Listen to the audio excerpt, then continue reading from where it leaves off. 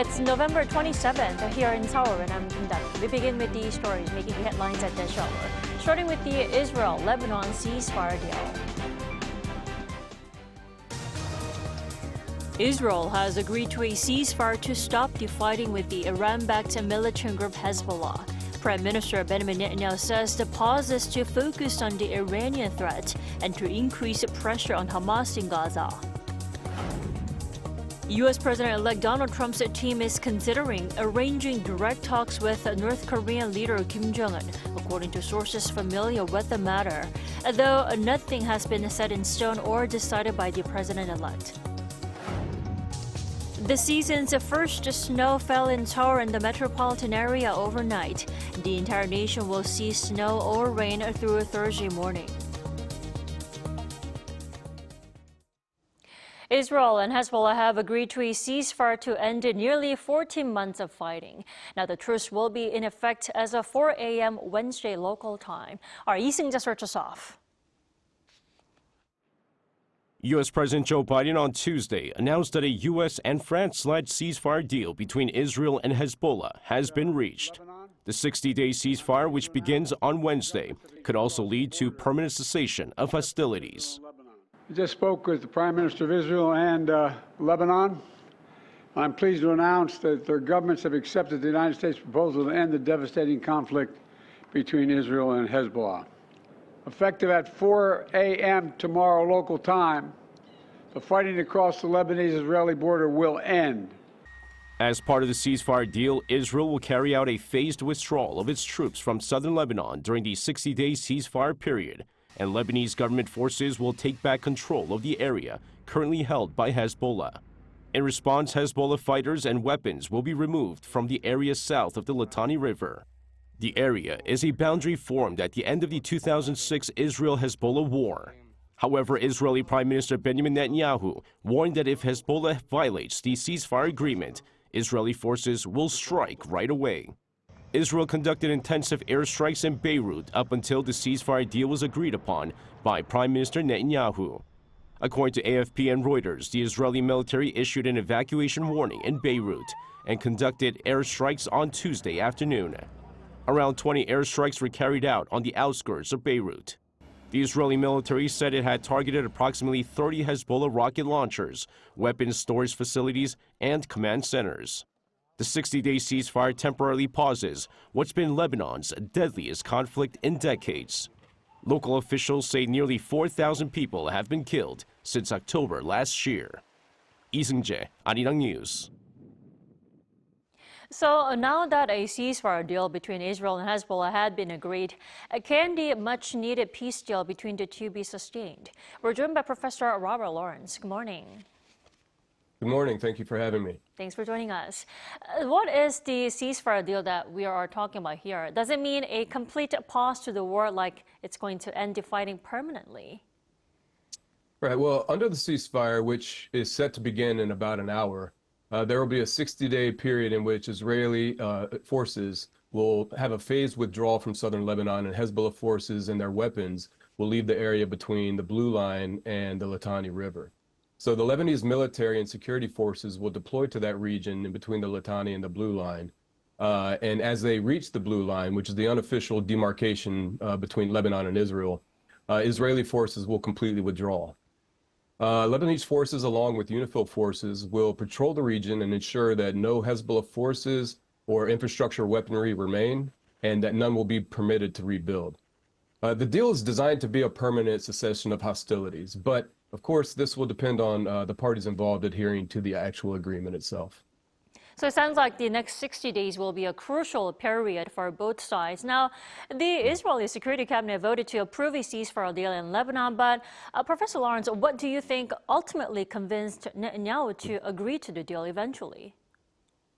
I think it was probably a combination of variables. Firstly, Israel's dealt pretty decisive blows to Hezbollah's leadership, infrastructure, weapon supplies, and ground troops. And Israeli ground troops have actually reached the Litani River now for the first time since 2000. So they've accomplished a number of military goals, and there are also reports that Iran was pressuring Hezbollah to find a deal. So, when we take this, it essentially, the ceasefire will take Hezbollah off the table and allow Israel to focus more on Hamas, which of course leaves Hamas more isolated itself. So strategically, it's a sound move. Secondly, you can assume that the Biden administration has increased its pressure on the Israeli government. Though it's tough to ascertain what those sticks were, but even the more hardline members of Netanyahu's cabinet have toned down their opposition. So it would indicate that it's no longer in their interest to fight the pressure. And lastly, according to the Wall Street Journal, Ron Dermer, who's the Strategic Affairs Minister, met with President-elect Trump in Florida a couple of weeks ago, where Trump greenlit the proposal and said he hoped that it would be implemented before he came into office. So when you combine these things, it's the right time to shift back towards Gaza. Sounds like it. Now, Israeli forces pushed ahead with more airstrikes on Beirut right before the ceasefire deal was sealed. Is this some sort of a warning to Hezbollah? But there's been a great deal of kinetic energy or kinetic military engagement between the two in the last couple of days. Hezbollah fired about 250 rockets the other day. And then, and like you said, as Israel's cabinet was voting on the ceasefire, Israel launched attacks on 20 locations in, I think, under 2 minutes. They targeted defense units, intelligence and command centers, storage facilities, and even the financial headquarters, which is very significant. So, why? Simply put, the ceasefire deal hadn't started yet. So, until 4 a.m. local time, which is about an hour, both sides are actively engaged, and it's not, out of bounds for either side to continue the fight. I don't feel like there was a specific warning being sent. I think they've been doing that for months. Everybody knows each other's capabilities at this point. I think rather they're trying to hit specific targets before the clock runs out. Well, what Netanyahu is warning is that if Hezbollah violates the agreement, Israel will strike immediately. The question is, though, how likely is it that Hezbollah will, break the deal? Yeah. Both Netanyahu and Biden have explicitly said that Israel will retain the right to defend itself and act if under threat. And I don't believe that anyone has a desire to see a repeat of the failed implementation of UN Security Council Resolution 1701 from 2006. So, multinational forces are going to be observing and trying to prevent anything that would violate the ceasefire. As far as, Hezbollah breaking the deal, right now, I think, even though it's always difficult to predict, but I think it seems like Hezbollah will probably lay low and focus on domestic concerns. Reports indicated that Iran wanted Hezbollah to accept that deal, and it needs to focus on its position in Lebanese politics right now. There's bound to be a rush for supremacy in the internal politics of Lebanon as they recover and rebuild from this conflict. Right. And plenty of groups would like to push Hezbollah out of the center of Lebanese politics. So I think it probably makes the most sense for them to focus on political ambitions right now. Well, in a nutshell, the deal was proposed by the U.S., which I'm sure the Biden administration will take credit for. How will the incoming Trump administration see the deal? Will it be relieved that it won't have to deal with it? Well, I think it will. I do think the Biden administration will claim this as a foreign policy victory, and I think they'll probably take this momentum and rush towards trying to get something done in Gaza. I would imagine that's going to start immediately. As far as Trump's concerned, Amos Hochstein, mentioned from the beginning that he was working in tandem with the incoming and outgoing administrations. And despite all the vitriol of the recent elections, there's actually been a concerted effort for both administrations to work together. And on top of that, like I mentioned earlier, Israeli government officials have already talked to Trump about it, and he's made his stance pretty clear. So I think he welcomes this news. All righty, Professor Lawrence, thanks so much for joining us this morning. We appreciate it. Thank you for having me. You have a good day. You too. In other news, the incoming Trump administration is reportedly considering direct talks with North Korean leader Kim Jong-un, more than 5 years after stalled talks between Washington and Pyongyang. Our Lee Soo-jin tells us more. U.S. President-elect Donald Trump's team is considering re-engaging with North Korean leader Kim Jong-un, which may lead to a diplomatic and political shift on the Korean peninsula. Reuters reported on Tuesday local time that two people familiar with the matter said that Trump's team is weighing the possibility of direct talks with Kim in the hope of lowering the risk of armed conflict. This comes as Trump appointed Alex Wong, who played a key role in his Singapore and Hanoi summits with Kim, as Deputy National Security Advisor, heightening speculation about a renewed interest in pursuing dialogue with North Korea. Trump met with the North Korean leader a total of 3 times during his first term, at the summit in Singapore in 2018, Hanoi in February 2019, and then a third impromptu meeting at the DMZ a couple months later on June 2019. The U.S. president-elect also hinted at his interest in talks between the U.S. and North Korea in his speech at the Republican National Convention in July, saying that he will get along with Kim if he takes office again. But there are still major hurdles to overcome before a U.S.-North Korea summit takes place. It's unclear whether North Korea would be willing to re-engage with Trump after 4 years of no direct dialogue between the North and the Biden administration, with Kim instead focusing on advancing North Korea's missile capabilities and relations with Russia.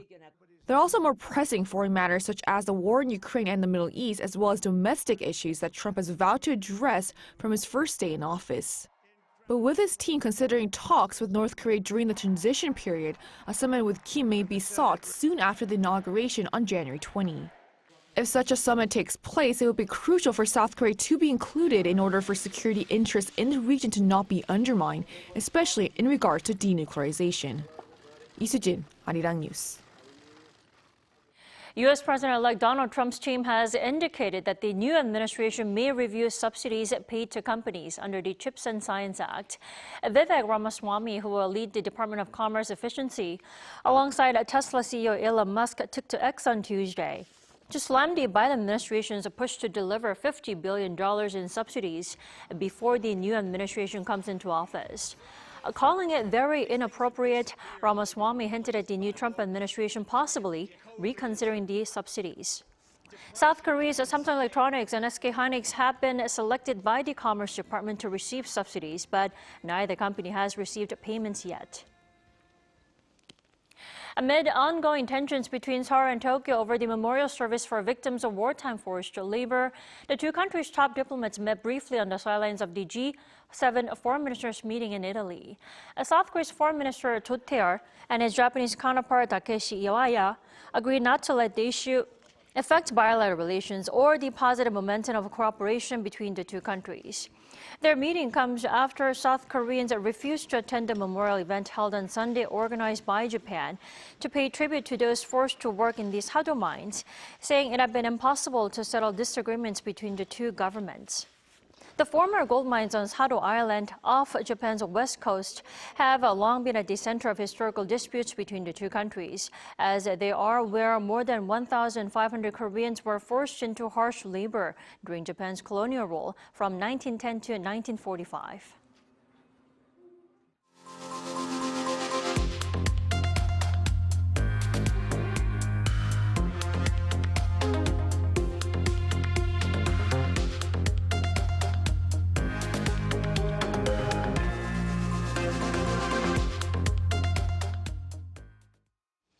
Regional wind energy talks are in full swing in the city of Incheon for 3 days here in South Korea. To promote this particular energy and address potential challenges, our Shin Ha-young has the details.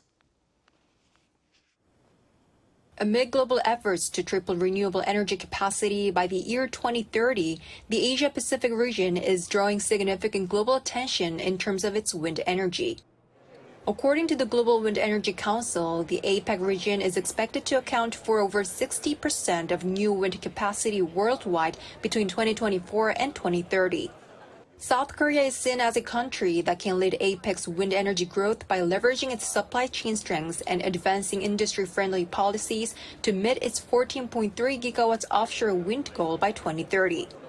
There's not many places in the world where we can look and see the technical expertise, the industrial capacity that we see in Korea, and really a potential not just to supply the Korean industry, but to supply projects all around the world. The remarks came during an opening ceremony of the APAC Wind Energy Summit 2024.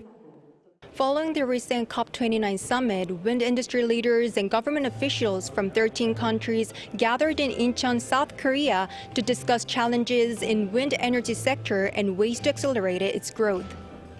2024 is a milestone year for wind energy in South Korea, with February 27th designated as Korea Wind Energy Day, and the government announcing a 100 trillion won offshore wind expansion plan. The key sessions during the summit dealt with investment within the industry as well as offshore wind supply chain issues. I think the key takeaway for me is that we need to do more as a region to collaborate, to reconcile with the fact that carbon emissions doesn't care about border, and we shouldn't care either. Project development can take a long time due to lengthy permits and complex regulations, creating uncertainty about investment scale and timing. South Korea is no exception. Legislation to address these issues is under discussion in the National Assembly to drive growth in the wind industry. The best advice that we can give, in particularly where an environment where as countries we compete for the same resources, and as an industry we compete with other resources again for the key minerals, for the key materials that go into it, that we ensure that we have a barrier that is as attractive as possible, allowing corporates and developers to have a pathway to profitability. Jens Orfield, the regional president for RWE Offshore Wind in Asia Pacific, added that despite concerns over a potential slowdown in U.S. renewable deployment ahead of Trump's second term, it could create opportunities for Asia, including South Korea, to strengthen the energy transition. 신하영, Arirang News. In a world dominated by short-form content, more young people are turning to poetry for its concise emotional impact. This growing interest is making waves in the local publishing scene, with poetry book sales soaring among younger readers. Han Daeun has more. This is a poetry club at a cyber university. Each month, members write and present their own poems in person, exchanging feedback with professors and fellow club members. While poetry was once primarily enjoyed by the older members of society, the interest has now shifted, with younger generations getting more involved.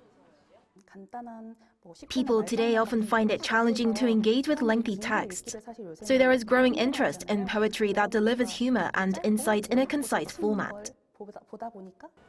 Rising interest in poetry among young people is also having an impact on the local publishing industry. One of Korea's largest bookstore chains, Kyobo Book Center, saw sales of poetry books jump by 18% in the first half of this year from last year, with readers in their 20s and 30s leading the trend. Yes24, another major retailer, reported a staggering 122% increase in the proportion of poetry book sales to teenagers during the same period. A newly launched phone service that recites poems attracted nearly 300,000 calls from young poetry enthusiasts. Unlike novels, poetry lets people hear the entire piece without losing any context, which I believe is a key reason behind the phone service's popularity. Experts say that poetry has distinct qualities that appeal to young people accustomed to short-form videos and eager to express themselves in unique ways. I believe young people are especially drawn to poetry because it contains the emotions, imagery, and symbolic expressions that resonate with their preferences, while also providing a way for them to express themselves. But if poetry is consumed merely for its brief and unique emotional appeal, this trend is unlikely to last. The publishing industry and scholars hope that young people's love for poetry will pave the way for a literary foundation where quality poetry is properly recognized and appreciated. Han Daeun, Arirang News.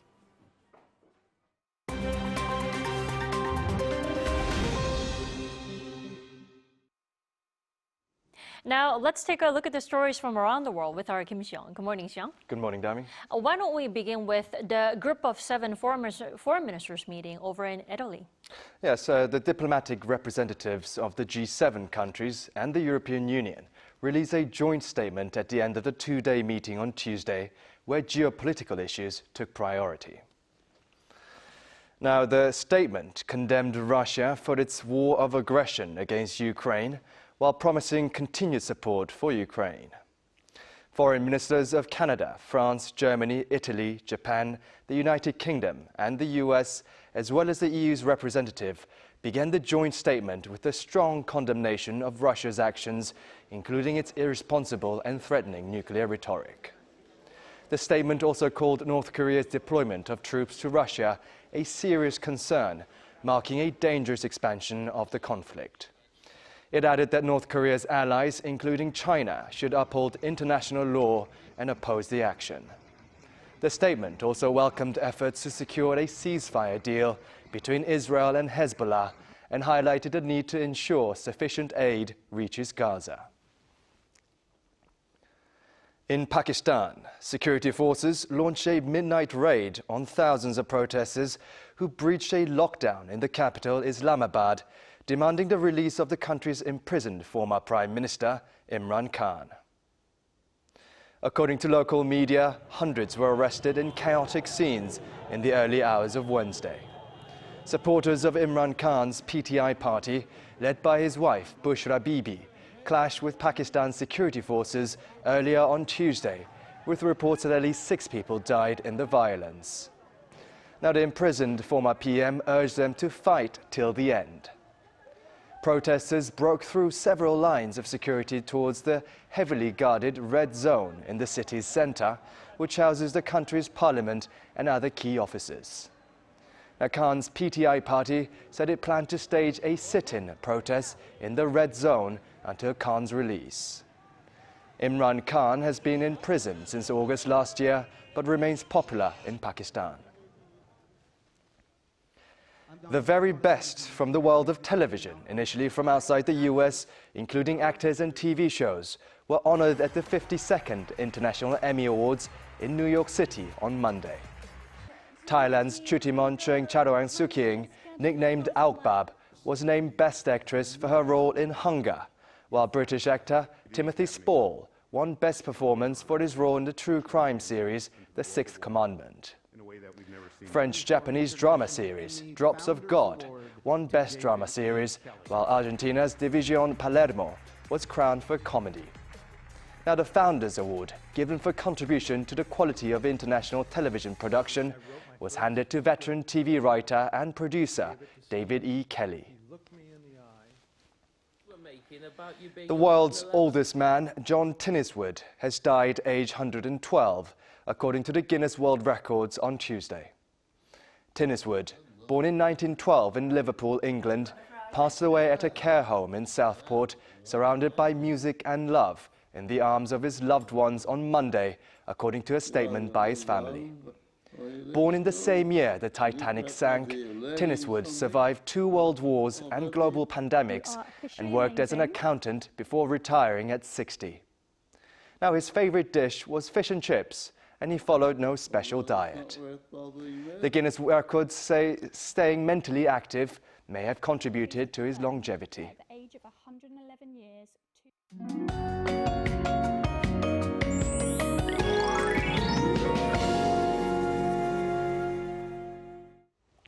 It's winter all of a sudden with snow and cold. A nightmare morning for commuters, especially those of us in the central regions. The capital area has been seeing heavier snowfall of 3 to 4 centimeters an hour. Well, the season's first snow in the capital came 6 days later than usual, but started with heavy snow alerts. Snow alerts have been issued across the central regions in Jeollabuk-do and Gyeongsang-Puk-do provinces. A wind advisory also remains in place for coastal regions and Jeju Island.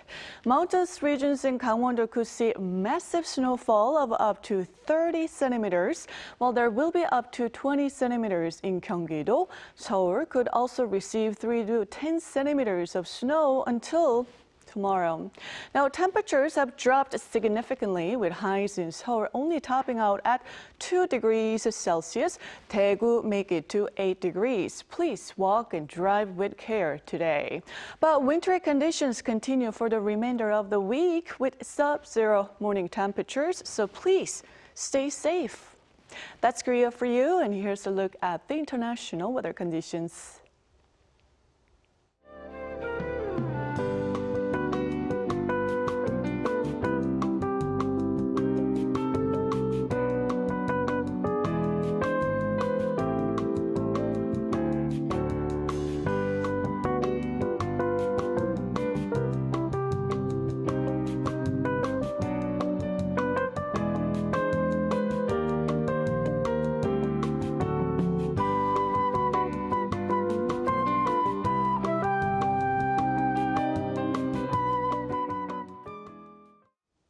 That wraps up our morning edition of Arirang News. Thanks for watching and stay safe wherever you are.